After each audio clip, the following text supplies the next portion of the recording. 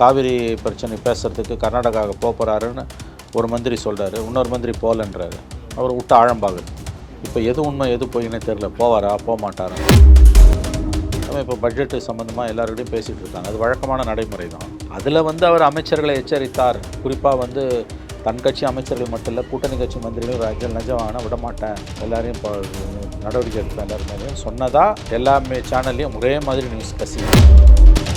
இதில் யார் தப்பு செய்தாலும் விட மாட்டேன். அதாவது எந்த ஒரு அமைச்சராக இருந்தாலும் நம்ம ஆட்சிக்கு களங்கம் விளைவிக்கும் வகையில் செயல்பட்டால் அதுங்க யாராக இருந்தாலும் நான் பார்க்க மாட்டேன், கண்டிப்பாக பதவி பறிக்கப்படுவது உறுதி. தான் கட்சி இல்லை, கூட்டணி கட்சி யார், இப்போ 3 பேர் இருக்காங்க கூட்டணி கட்சி. 2 காங்கிரஸ் எம்எல்ஏ மந்திரி, ஒரு விசிக்கு எம்எல்ஏ, ஒரு ஐயுஎம்எல்ஏ, 4 மந்திரிகளுக்கும் சேர்த்து கொடுக்குற எச்சரிக்கை. ஒழுங்காரு, இல்லைன்னா பறிச்சுடுவேன். ஏதோ கூட்டணி கட்சி நான் பறிக்க மாட்டேன், எனக்கு தைரியம் இல்லைன்னா நினைக்காதீங்க. இதை மறைமுகமாக இந்த செய்தியை சொல்கிறாங்க. அவங்க அமைச்சர்கள், அவங்க எம்எல்ஏக்கள் தான் தாவேக்காவுக்கு பிரச்சனையா சார்? ஏன்னா தொடர்ந்து அவங்க தான் இந்த ரீல்ஸாக இருக்கட்டும், இல்லை வேறு ஏதாவது செயல்பாடுகளாக இருக்கட்டும், ஏதாவது ஒரு செயல்பாடுகளில் அந்த ஆட்சிக்கு களங்கம் விளைவிக்கும் வகையில் அவங்க தான் செயல்பட்டு வர்றாங்களா? இது நடப்புற இன்னொரு பயம் எல்லா மந்திரிக்கும் என்ன வந்துருச்சுன்னா, எந்த நேரமும் கவர்மெண்ட் கவுந்துருன்ற ஒரு பயம் வந்துருச்சு. அந்த பயத்தை திமுககாரன் தொடர்ந்து ஏற்றிக்கிட்டே இருக்கான், ஊசி போட்டுக்கிட்டே இருக்கான். தினம் அந்த பயத்தை திமுககாரன் இன்ஜெக்ட் பண்ணிக்கிட்டே இருக்கான், உடம்புல ரத்த ஏத்திரமாக ஏற்றிக்கிட்டே இருக்கான். அதோட விளைவு தான் இன்றைக்கி சில இடங்களில் போய் கை நீட்டி மாற்றுறது. இது ஒரு பக்கம் இருக்க. அவங்க எம்எல்ஏ கவுண்டம்பாளையம் எம்எல்ஏ கனிமொழியின் அவர்களுக்கு ஒரு பாத்ரூம் திறப்பு, அதாவது இலவச கழிப்பறை அது திறந்து வைக்கிறதுக்கு ஒரு 20 பேனரு, ரெட் கார்பெட் போட்டு பலூன் கட்டி அதுக்கே ஒரு 2 லட்சம் செலவழித்து அதை பயங்கர ஒரு ரீல்ஸாக எடுத்து போட்டுருந்தாங்க. ஒரு கழிப்பறை திறப்பதற்கு இவ்வளோ ஒரு இது தேவையா அப்படின்ற மாதிரி. இது புதுசாக அதிகாரத்துக்கு அரசியல் அனுபவம் இல்லாமல், இத்தனைக்கும் அவங்க தலைவர் இதெல்லாம் செய்யாதீங்கன்றாரு, ஆனால் அதை பற்றி கண்டுக்க மாட்டேங்கிறாங்க. ரீல்ஸே எடுக்காதீங்கன்னு சொல்கிறாரு, ஆனாலும் அவங்க எடுக்கிறாங்க. இது உங்களுக்கு எதிராக தான் போகும். சொந்த செலவில் சூனியம் வச்சுக்கிறது தான் இந்த ரீல்ஸு. ஏன் நியூஸ் போடுறவங்களை தடுக்கிறாங்க அப்படின்ற கேள்வி வச்சேன்னா சார், அவங்க நீட்டுக்கு எதிராக பேசும்போது அமைச்சர் ரமேஷ் அவர்கள் குறிப்பிட்ட கருத்து என்னன்னா, நீங்கள் நீட்டுக்கு எதிராக போராடுங்க, அதுக்காக அரசு விமர்சனம் பண்ணிங்கன்னா அரசு என்ன நடவடிக்கை எடுக்கும், அதுக்கு நீங்கள் கட்டுப்பட்டு தான் ஆகணும்னு சொல்லுங்கள். என்ன நடவடிக்கை எடுப்பீங்க? என்ன சார் நடவடிக்கை எடுப்பீங்க? அரசு விமர்சிக்கிறதுக்கு ஒரு குடிமகனுக்கு உரிமை இருக்குது சார். அரசு விமர்சிப்பது ஒன்றும் தேச துரோகம் கிடையாது. இல்லை, போராட்டத்தோட வச்சுங்க. என்ன போராட்டம்னா அரசு தான் விமர்சிப்பாங்க. போராட்டம் யாருக்கு எதிரான போராட்டம்? மோடிக்கு எதிரான போராட்டம், மோடி அரசுக்கு எதிரான போராட்டம். இங்கே நீங்கள் போராட்டம் நடத்த அனுமதி கொடுக்கலன்னா உங்களையும் தான் விமர்சிப்பாங்க. என்ன ரமேஷ் பாடம் எடுக்கிறாரு? பிரைம் 9 தமிழ் நேயர்கள் அனைவருக்கும் வணக்கம். இன்றைய நமது நேர்காணலில் நம்முடைய இணைந்திருப்பவர் மூத்த பத்திரிகையாளர் திரு மணி அவர்கள். சார் வணக்கம். ஆகஸ்ட் 5ஆம் தேதி தமிழ்நாடு நிதிநிலை அறிக்கை, தமிழ்நாடு பட்ஜெட் தாக்கல் பண்ண போகிறாங்க. அதற்கு முன்னோட்டமாக இன்றைக்கி முதல்வர் விஜய் அவர்கள் எல்லா துறையினரையும் கூப்பிட்டு மீட்டிங் வச்சுட்ருக்காரு. கனிம வளத்துறை, வேளாண் துறை, இந்த மாதிரி முக்கியமான துறைகளில் எல்லாத்தையும் மீட்டிங் அரேஞ்ச் பண்ணிகிட்ருக்காங்க. இதில் யார் தப்பு செய்தாலும் விட மாட்டேன். அதாவது எந்த ஒரு அமைச்சராக இருந்தாலும் நம்ம ஆட்சிக்கு களங்கம் விளைவிக்கும் வகையில் செயல்பட்டால் அதுங்க யாராக இருந்தாலும் நான் பார்க்க மாட்டேன், கண்டிப்பாக பதவி பறிக்கப்படுவது உறுதி அப்படின்ற மாதிரி எல்லா நியூஸ் சேனல்லையும் ஒரே நேர செய்திகள் வருது. இதை பற்றி உங்களோட கருத்து? அதிகாரப்பூர்வமாக வந்ததா? அதிகாரப்பூர்வமாக வரல, ஆனால் இன்றைக்கி மீட்டிங் போட்டது அங்கே இருக்க ரிப்போர்ட்டர்ஸ் கொடுத்த தகவல்கள் எல்லா டிவிலையும் ஒரே மாதிரி ஓடுதா? அதான் கசிய விடுறாங்க. லீக் பண்ணி மட்டுமே கவர்மெண்ட்டை நடத்துகிறாங்க, அஃபிஷியலாக செய்தி கொடுக்க மாட்டேன்றாங்க. விட்டு ஆழம் பார்க்குறது, இப்போ அதுக்கேற்ற மாதிரி நிலைப்பாடுகளை மாற்றிக்கொள்வது. அதிகாரப்பூர்வமாக முதல்ல எதையும் சொல்கிறது கிடையாது. முதல்ல அப்படியே கசிய விடுறது. கசிய விட்டுட்டு அப்புறமா அது தேவைப்பட்டால் உண்மைன்றது, இல்லைன்னா மறுத்துடுறது. ஜூலை மாதம் கரூர் போவாருன்ற செய்தியை முதல்ல லீக் பண்ணாங்க, அப்படியே ஆழம் பார்த்தாங்க. அப்புறமா இன்னும் 2 பத்திரிகைகள் அப்புறம் அவர் போனார். அந்த மாதிரி தான். அதே மாதிரி காவிரி பிரச்சனை பேசுகிறதுக்கு கர்நாடகாவுக்கு போகிறாருன்னு ஒரு மந்திரி சொல்கிறாரு, இன்னொரு மந்திரி போகலன்றாரு. அவர் விட்டு ஆழம்பாகுது. இப்போ எது உண்மை எது போயின்னே தெரில, போவாரா போக மாட்டாரான்னு. இப்போ பட்ஜெட்டு சம்மந்தமாக எல்லாருக்கிட்டையும் பேசிகிட்டு இருக்காங்க. அது வழக்கமான நடைமுறை தான்.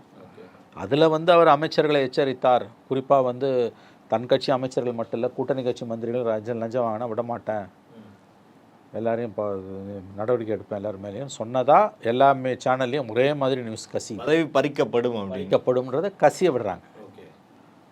நேரடியாக சொல்ல வேண்டியதானே. அப்போ இது முழுக்க ஒரு வெளிப்படைத்தன்மை இல்லாமல் இயங்குகிற அரசாக இன்று மாறிவிட்டது. இது ரொம்ப அவலமானது. ஏன்னா அதிகாரப்பூர்வமான செய்தி எதுவுமே கிடையாது.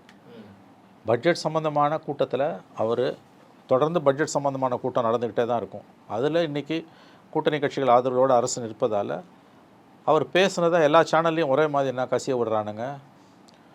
பதவி பறிப்பேன், தான் கட்சி இல்லை, கூட்டணி கட்சி யார் இப்போ 3 பேர் இருக்காங்க கூட்டணி கட்சி. 2 காங்கிரஸ் எம்எல்ஏ மந்திரி, ஒரு விசிக எம்எல்ஏ, ஒரு ஐயுஎம்எல்ஏ, 4 மந்திரிகளுக்கும் சேர்த்து கொடுக்குற எச்சரிக்கை. ஒழுங்காரு, இல்லைன்னா பறிச்சுடுவேன். ஏதோ கூட்டணி கட்சி நான் பறிக்க மாட்டேன், எனக்கு தைரியம் இல்லைன்னா நினைக்காதீங்க. இதை மறைமுகமாக இந்த செய்தியை சொல்கிறாங்க. எல்லாரையும் இவங்களால் கண்ட்ரோல் பண்ண முடியுமா? எவ்வளோ நாளைக்கு இதெல்லாம் சாத்தியம்? அதெல்லாம் வந்து $1 மில்லியன் கொஸ்டின். நாட்கள் போக போக தான் தெரியும் இது நடைமுறையில் செய்ய முடியுமா முடியாதான்றது. நேரடியாக தகவல்களை சொல்லாமல் மறைமுகமாக கசிய விட்டு அதன் மூலம் நிர்வாகத்தை இவர்கள் கொண்டு செலுத்தி கொண்டிருக்கிறார்கள். இது ரொம்ப தவறான ஒரு அணுகுமுறை. எல்லா செய்திகளுமே, அதாவது அஃபிஷியலாக வந்தாலுமே அதுவுமே கசிய விட்டு தான் வருது, அன்அஃபிஷியலாக வந்தாலும் அதுவும் கசிய விட்டு தான் வருது. அவங்க அமைச்சர்கள், அவங்க எம்எல்ஏக்கள் தான் தாவேக்காவுக்கு பிரச்சனையா சார்? ஏன்னா தொடர்ந்து அவங்க தான் இந்த ரீல்ஸாக இருக்கட்டும், இல்லை வேறு ஏதாவது செயல்பாடுகளாக இருக்கட்டும், ஏதாவது ஒரு செயல்பாடுகளில் அந்த ஆட்சிக்கு களங்கம் விளைவிக்கும் வகையில் அவங்க தான் செயல்பட்டு வர்றாங்களா? அப்படி தான் நம்புகிறாங்க, தலைமை அப்படி தான் நம்புது. முதலமைச்சர் ஜோசப் விஜய் அப்படித்தான் நம்புகிறார். மந்திரிங்க எம்எல்ஏங்களால் தனக்கு நிறைய கெட்ட பேர் வரும்னு அவர் நம்புகிறார். அவங்களும் அந்த மாதிரி தான் நடந்துக்கிறாங்க. அனுபவம் இல்லைன்னும் போது கையில் வந்து திடீர்னு வந்து பெரிய வாய்ப்பு வந்து சேருது. பணத்தை கொட்ட தயாராக இருப்பான் மந்திரின்னா. அதுதான் சிஸ்டம். நம்ம எம்எல்ஏவா நிறையா வாய்ப்புகள் இருக்கும், பிரகாசமாக இருக்கும். இது நடப்புற இன்னொரு பயம் எல்லா மந்திரிக்கும் என்ன வந்துருச்சுன்னா, எந்த நேரமும் கவர்மெண்ட்டு கவுந்துருன்ற ஒரு பயம் வந்துருச்சு. அந்த பயத்தை திமுககாரன் தொடர்ந்து ஏற்றிக்கிட்டே இருக்கான், ஊசி போட்டுக்கிட்டே இருக்கான். தினம் அந்த பயத்தை வந்து திமுககாரன் இன்ஜெக்ட் பண்ணிக்கிட்டே இருக்கான், உடம்புல ரத்த ஏத்திரமாக ஏற்றிக்கிட்டே இருக்கான். அதோட விளைவு தான் வந்து இன்றைக்கி வந்து சில இடங்களில் போய் கை நீட்டி மாற்றுறது. இப்பொழுதே ஊழல் குற்றச்சாட்டுகள் வர தொடங்கி விட்டன. அதுக்கு தான் ஒரு முற்றுப்புள்ளி வைக்கிற மாதிரி பேசுனார். இது வந்து உங்கள் கட்சியை கண்ட்ரோல் பண்ணலாம், கூட்டணி கட்சி எப்படி கண்ட்ரோல் பண்ண முடியும்னு ஏற்கனவே சிலர் பேச ஆரம்பித்தார்கள். அவங்களுக்கு கொடுக்குற பதில் தான் நான் யாராக இருந்தாலும் நடவடிக்கை எடுப்பேன். அப்படி எடுக்கிறீங்கன்னா அவங்க ஆதரவை இழப்பீர்கள். இப்போ காங்கிரஸில் யாரோ 2 பேரில் யாரோ ஒருத்தர் சிக்கலில் மாட்டுறாங்க, பதவி பறிக்கப்படுதுன்னா கண்டிப்பாக காங்கிரஸ் ஆதரவை வாபஸ் ஆகும். அப்போ 5 பேர் இல்லாமல் ஆள முடியுமா? இல்லை தாவேக்கு அரசான ஒரு பேக்கப் பிளான் வச்சுருக்குன்னு அதுவும் ஒரு லீக் செய்தி. அதை தான் சொல்கிறேன். இந்த ஊழல் செஞ்ச நடவடிக்கைன்றது தான் பேக்கப் பிளான். என்ன ஒன்று, பாமக 4 எம்எல்ஏ வந்து இங்கே சேரப்போமா? ஏன்னா தொடர்ந்து அவங்க சந்திப்புன்றது அதுவும் ஒரு பாமக உள்ளே வந்துன்னா விசிக வெளில போயிடும் அப்படின்னு நம்புகிறோம். அப்படிதான் இருக்குது. அப்படிதான் ஆகும்னு சொல்ல முடியாது. அவங்க இதையும் மீறி உள்ளே கூட இருக்கலாம். விசிகா நம்பி ஒரு கருத்து சொல்ல முடியாது தைரியமா. எஸ், அவங்க உள்ளே கூட இருக்கலாம். இது ஒரு பக்கம் இருக்க. அவங்க எம்எல்ஏ கவுண்டமாலை எம்எல்ஏ கனிமொழியின் அவர்களுக்கு ஒரு பாத்ரூம் திறப்பு, அதாவது இலவச கழிப்பறை அது திறந்து வைக்கிறதுக்கு ஒரு 20 பேனரு, ரெட் கார்பெட் போட்டு பலூன் கட்டி அதுக்கே ஒரு 2 லட்சம் செலவழித்து அதை பயங்கர ஒரு ரீல்ஸாக எடுத்து போட்டுருந்தாங்க. ஒரு கழிப்பறை திறப்பதற்கு இவ்வளோ ஒரு இது தேவையா அப்படின்ற மாதிரி. இது வந்துங்க புதுசாக அதிகாரத்துக்கு வந்து அரசியல் அனுபவம் இல்லாமல் ஒரு 10 வருஷமாவது கட்சி நடத்து, ஒரு தேர்தல் 2 தேர்தலில் தோற்று, குறைஞ்சது ஒரு தேர்தலையாக தோற்று, நிர்வாகம்னா என்னன்றதை பற்றி தெரிஞ்சுக்கிட்டு, அரசியல்னா என்னன்றதை பற்றி தெரிஞ்சுக்கிட்டு அதிகாரத்துக்கு வந்திருந்தாங்கன்னா இந்த தவறெல்லாம் நடக்காது. இது புதுசு, ரொம்ப புதுசு. இத்தனைக்கும் அவங்க தலைவர் வந்து இதெல்லாம் செய்யாதீங்கன்றாரு, ஆனால் அதை பற்றி கண்டுக்க மாட்டேன்றாங்க. ரீல்ஸே எடுக்காதீங்கன்னு சொல்கிறாரு, ஆனாலும் அவங்க எடுக்கிறாங்க. இது உங்களுக்கு எதிராக தான் போகும். சொந்த செலவில் சூனியம் வச்சுக்கிறது தான் இந்த ரீல்ஸு. கீழே எவ்வளோ செலவு பண்ணியிருக்கான் பாடுறது மக்கள் மன்றத்தில் எக்ஸ்போஸ் ஆகிடுன்றதை பற்றின புரிதலே இல்லாமல் இந்த காரியத்தெல்லாம் பண்ணுறாங்க. இது வந்து இப்போ கூட மக்கள் கொஞ்சம் பொறுத்துப்பாங்க. இப்போ 1 வருஷம் போட்டுன்னு சொல்லுவாங்க. அப்படிப்பட்ட வாய்ஸஸ் நானே கூட கேட்குறேன். இப்போ நீங்கள் கூட சொன்னீங்க, திரைப்படத்தில் போயிட்டு வரும்போது சொன்னாங்க 2 கல்லூரி மாணவிகள் 1 வருஷம் டைம் கொடுக்கணும்னு பேசிட்டு போகிறாங்கன்னு. என்னோடய கருத்து அதுதான். 1 வருஷம் டைம் கொடுக்கலாம், தப்பு இல்லை. ஆனால் இது இப்படியே போச்சுன்னா 1 வருஷம் இல்லை, 6 மாதத்துலேயே பள்ளி இழிச்சிடும். 6 மாதம் இல்லை, இப்போ 100 நாள் கூட அந்த மாணவர்கள் அதுக்கு பிரச்சனை வராட்டி 1 வருஷம் வாய்ப்பு கொடுப்பாங்க. பிரச்சனை வந்ததுன்னா இப்பயே டெலிவரி பண்ணுவாங்க. இப்போ இந்த நீட் போராட்டம் மாதிரி ஒரு 2 போராட்டம் வந்தால் போதும், அதை கந்தல் முடிஞ்சு போச்சு. நீங்கள் ஊருக்கெல்லாம் உபதேசம் சொல்கிறீங்கல்ல, எல்லாரும் ஊழல் பண்ணிட்டான்றீங்க, நீங்கள் என்ன பண்ணீங்க? இப்போ இந்த மாதிரி சிக்கல்கள் வரும்போது தான் அது தெரியும். எக்ஸ்போஸ் ஆகிறதுக்கு வழக்கமாக 1 வருஷம் ஆகுன்னுவாங்க. இது அநேகமாக 6 மாதத்தில் ஆகிடும் தான் தோணும். இப்போயே ஆகிட்டு இருக்குது. எம்எல்ஏக்கள் மேலே குற்றச்சாட்டு வரல அப்படின்னா பரவாயில்ல, மந்திரி அளவுலே ஒவ்வொரு நாளும் ஒரு மந்திரி பேர் குற்றச்சாட்டுகள்லாம் வந்துட்டு இருக்கு. அது ஆதாரம் இல்லாமல் நடக்குது அப்படின்னு. திமுகலையும் ஆதாரம் இல்லாமல் நடந்த எல்லாத்துக்குமே விமர்சனம் பயங்கரமாக இருந்துச்சு. தாவேக்கால ஆதாரம் இல்லாமல் நடக்குது, அந்த ஆதாரம் இல்லாமல் அது கிளப்பி விட்றாங்க, நடக்குதா? இல்லைங்க, கசிய விடுறாங்கங்க. நியூஸாக சொல்லிட்டு போக வேண்டியதானே. நம்ம கேட்பது ஒன்று தான், ஒரு செய்தியை நீங்கள் முறையாக அனௌன்ஸ் பண்ணுங்க தான் நம்ம கேட்குறோம். இப்போ இதை விடுங்க, இந்த ரீல்ஸ் போடுறது 2 லட்சம் ரூபாய் கக்கூசு திறக்கிறதுக்கு சரி விடுங்க. புதுசாக வராங்க, 4 படம் சரியாயிடுவாங்க, நம்பலாம். தொடர்ந்து செஞ்சு அனுமதிக்க முடியாது, போக போக திருந்திடுவாங்க, நம்புகிறோம். இப்போ காவேரி பிரச்சனை பற்றி பேச பெங்களூருக்கு போகிறாருன்றாங்க. முக்கியமான செய்தி, மிக முக்கியமான செய்தி. அந்த செய்தியை ஒன்று நீங்கள் முறையாக அனௌன்ஸ் பண்ணணும். தலைமைச் செயலாளரோ முதலமைச்சரோ அனௌன்ஸ் பண்ணணும். மாறா என்ன பண்ணுறாங்க, கசிய விடுறாங்க அந்த செய்தியை. அது எவ்வளோ அசிங்கமாக கசிய விடுறாங்கன்னா, ஒரு மந்திரி சொல்கிறாரு 3ஆம் தேதி போகிறாருன்னு, இன்னொரு மந்திரி சொல்கிறாரு அப்படிலாம் இல்லைன்றாரு. என்ன விளையாடுறீங்க? அது எந்த இஷ்யூவில் நீங்கள் விளையாடுறீங்க? அவர் என்ன சினிமா ஷூட்டிங் போகிற மாதிரி போகிறாரு இல்லைன்னு நீங்கள் சொல்லுவீங்களா? அவர் ஒரு முதலமைச்சர், தமிழ்நாட்டோட தேர்ந்தெடுக்கப்பட்ட முதலமைச்சர். அவர் போகிறாருன்னா அந்த செய்தியை அதிகாரப்பூர்வமாக மாநில அரசு அனௌன்ஸ் பண்ணணும். அதுக்கு யாரும் மறுப்பு தெரிவிக்கக்கூடாது. ஒரு மந்திரி போகிறாருன்றாரு, எதிர்ப்பு வந்தோன்னா என்ன பண்ணுறாங்க தெரியுமா? இன்னும் முடிவு பண்ணல, போகலன்றாங்க. யார் சொன்னா? அப்படி யார் சொன்னான்றாங்க. இந்த யார் சொன்னான்னு கேட்குறது இருமப்பான கேள்வி. உங்கள் மந்திரி தான் சொன்னார். முதல்ல இது 2 பேருமே இதை பற்றி போகிறாரு போகலன்னு சொன்ன 2 மந்திரியுமே ஜூனியர் மந்திரி. இவங்க இதை பற்றிலாம் வாயை திறக்கூடாது. முதலமைச்சர் காவிரி பிரச்சனை சம்மந்தமாக பேச டெல்லிக்கு போகிறாருன்றது மிகப்பெரிய செய்தி. எடப்பாடி ஸ்டாலின்லாம் வந்து பேச்சுவார்த்தையே கூடாதுன்றாங்க. மிக கடுமையான ஸ்டாலின் சமரசமே கூடாது, தயவு செஞ்சு சமரசம் பண்ணிக்காதீங்கன்னு சொல்கிறாரு. அது ஒரு கருத்து, எனக்கு அதில் உடன்பாடு இல்லை, பேசுறதுல தப்பு கிடையாது. ஆனால் அதை பேசுகிறேன்றதை முறையாக நீ அனௌன்ஸ் பண்ணணும்ல. அப்போ யார் நிர்வாகம், யார் கட்டுப்பாட்டில் இருக்குது? எதுக்கு நீங்கள் பயப்படுறீங்க? எல்லாத்த பார்த்து எதுக்கு பயப்படுறீங்க? போகிறாரா இல்லையா, அதான் பிரச்சனை. போகிறாருன்னா அது பெரிய நியூஸ். அது சொல்லுங்கள். பேச்சுவார்த்தைக்கு ஜெயலலிதா, கருணாநிதி, ஸ்டாலின், எடப்பாடி யாருமே போனது கிடையாது. ஒரே ஒரு தடவை ஜெயலலிதா உச்சநீதிமன்ற உத்தரவுப்படி போனாங்க 2013.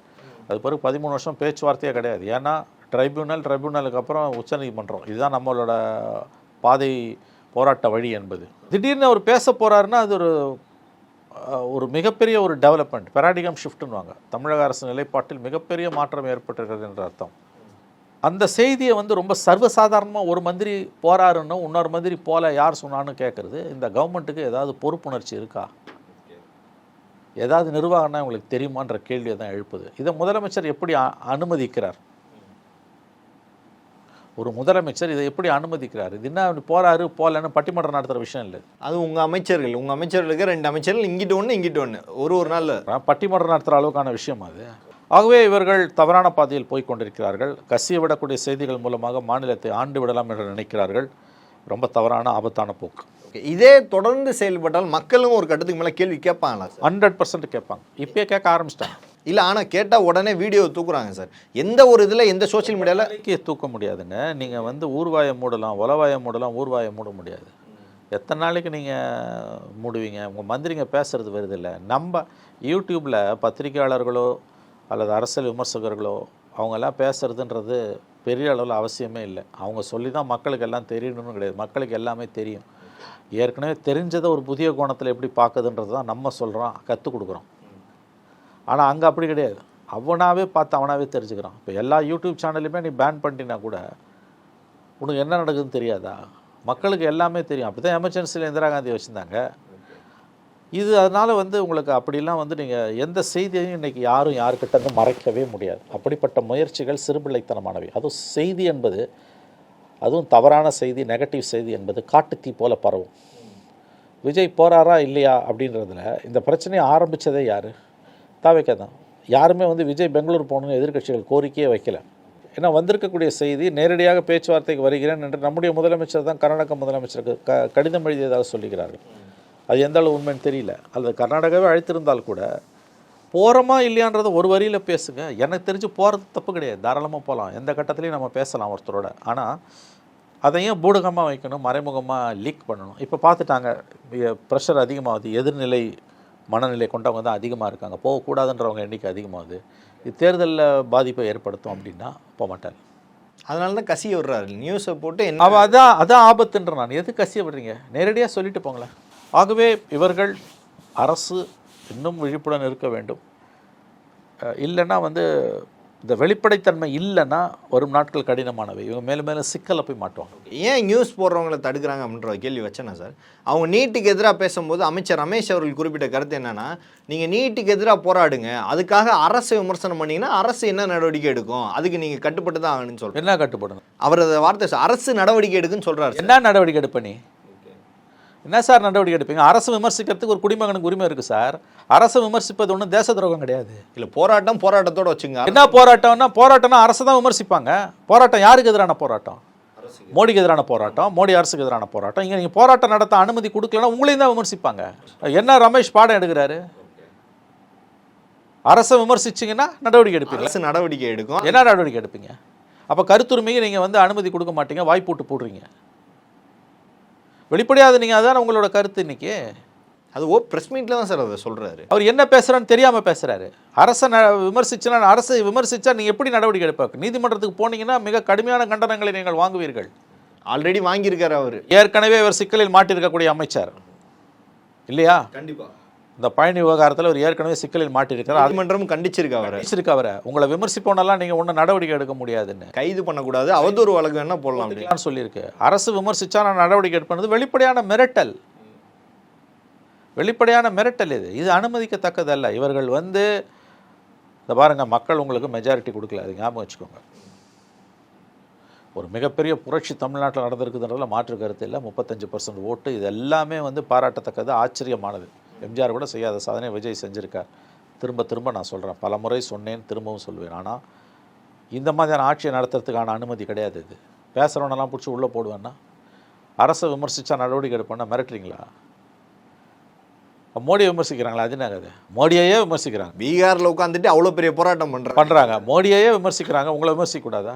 நீங்கள் இந்த போராட்டத்துக்கு ஏன் அனுமதி கொடுக்கல? பாலன் இல்லத்தில் போராட்டம் நடப்பதே விஜய் அரசுக்கு அவலமானது. கொள்கை எதிரி பாஜகன்னு சொல்கிற நீங்கள் அனுமதி கொடுத்தா பொது அலையில் நடக்க வேண்டிய ஒரு ஆர்ப்பாட்டத்தை பாலன் இல்லைன்ற ஒரு கட்சி அலுவலகத்தில் நடத்துறது ஏன் அங்கே போனாங்க மாணவர்கள்? வேற எங்கேயும் இடம் இல்லை. இது உங்களுக்கு அவமானகரமானதாக இல்லையா? மாணவர்கள் அமைதியான முறையில் போராடுறதுக்கு ஃபெசிலிட்டேட் பண்ணுறது உங்களுடைய வேலை. ஜல்லிக்கட்டு போராட்டம் மாதிரி அதை நீங்கள் அனுமதி மறுக்கிறீங்க. கல்லூரி உள்ளே உட்காந்துருக்க மாணவனை போய் அரெஸ்ட் பண்ணுறீங்க. இத்தனைக்கும் அவங்க கூட்டணி கட்சியோட மாணவர் அமைப்பு. அப்போ எதை பற்றியுமே உங்களுக்கு கவலை இல்லைன்னா, இது வந்து ரமேஷ் போன்றவர்கள் பேசுவது. அமைச்சர் ரமேஷ் ஏற்கனவே பெரும் சிக்கலில் மாட்டியிருக்கக்கூடிய அமைச்சர். அவர் புத்திமதி சொல்லுகிறார், பாடம் எடுக்கிறார், மக்கள் பார்த்து கொண்டிருக்கிறார்கள். தொடர்ந்து விஜய் அவர்கள் என்ன ஒரு ஆட்சி இது பண்ண நினச்சாலும் கீழே இருக்கிற அமைச்சர்கள் எல்லாம் ஒவ்வொரு நாளும் ஒவ்வொரு கருத்து சிக்கலில் ஏதாவது ஒன்று மாட்டிடுறாங்க சார். அதை தடுக்க வேறு வழியே இல்லையா? இல்லை இவங்களா பேசுகிறாங்களா, இல்லை சொல்கிறத பேசுகிறாங்களா சார்? அவங்க அது அவங்க தான் போய் கேட்கணும். சொல்கிறத பேசுகிறாங்களா, தெரியாமல் சொந்தமாக பேசுகிறாங்களா, எதுவாக இருந்தாலும் பொறுப்போடு பேசணும். நீ அரசை விமர்சிச்சோன்னா நடவடிக்கை எடுப்புன்றது எவ்வளவு தவறான வார்த்தை, எவ்வளவு வந்து ஒரு எதேச்சதிகாரமான மிரட்டுற துணியில் இருக்க வார்த்தை அது. 100% அரசை விமர்சிக்கிறதுக்கு 365 நாள் 24 மணி நேரம் அரசை விமர்சிப்பதற்கு ஒரு குடிமகனுக்கு உரிமை உண்டு. நீ பத்திரிகையாளனாக இருக்கணும், எதிர்கட்சியில் உறுப்பினராக இருக்கணும், அப்படிலாம் அவசியமே இல்லை. ஒரு குடிமகனாக இருக்கணும். ரிக்ஷா ஓட்டுறான் இல்லை, லெட்டிம்பிய ரிக்ஷா புல்லர்ணும். தெருக்கள் சாலைகளில் ரிக்ஷா ஓட்டி பழைக்கிறான் இல்லை, ஒரு கூலி தொழிலாளி. 24 மணி நேரமும் உன்னை கேள்வி கேட்குற உரிமை அவனுக்கு உண்டு. அவங்ககிட்ட தானே போய் ஓட்டு கேட்குறீங்க. அவன் போட்ட ஓட்டலாம், அவன் போட்ட ஓட்டில் தானே நீங்கள் உட்காந்துருக்கீங்க. அப்போ அரசை விமர்சித்தா நடவடிக்கை எடுப்புன்றது என்ன பேச்சுது? இது வந்து தெரியாமல் பேசிட்டாருன்னுவாங்க. இல்லை, தெரிஞ்சு தான் பேசுகிறாங்க அவங்க. அந்த கவர்மெண்ட்டை யாரும் விமர்சிக்கக்கூடாது. அது எப்படிங்க? திமுக கவர்மெண்ட்டை நீங்கள் விமர்சிச்சிங்களா? அது என்னது? ஆகவே இவர்கள் பாதை தவறுகிறார்கள். முறையான அறிவிப்புகள் இல்லை, முதலமைச்சர் ப்ரெஸ்ஸை பார்க்குறதே இல்லை. அதை தானே சொன்னேன். மற்றதெல்லாம் விடு, காவேரி பிரச்சனை என்பது ஜீவாதாரமான பிரச்சனை. அந்த பிரச்சனையில் பெங்களூருக்கு போகலன்னு பட்டிமன்றம் நடக்குது. அமைச்சரவைக்குள்ளேயே பட்டிமன்றம். உங்கள் அமைச்சரவைக்குள்ளேயே பட்டிமன்றம். எவ்வளோ வெட்கக்கேடானது, எவ்வளோ வெட்கக்கேடு இது. ஏன் பட்டிமன்றம் நடக்குது? போகலன்னு சொல்லிட்டு போ. ஒரு குரலில் தாங்க அமைச்சர்கள் பேசணும், பல குரலில் பேசக்கூடாது. ஆளாளுக்கு ஒரு குரலில் பேசுகிறாங்கன்னா அது திசை தெரியாமல் ஓடிக்கிட்டு இருக்காங்கன்னு அர்த்தம். பல்வேறு கேள்விகளுக்கு பதில் தமிழக மிக்க நன்றி சார். நன்றி.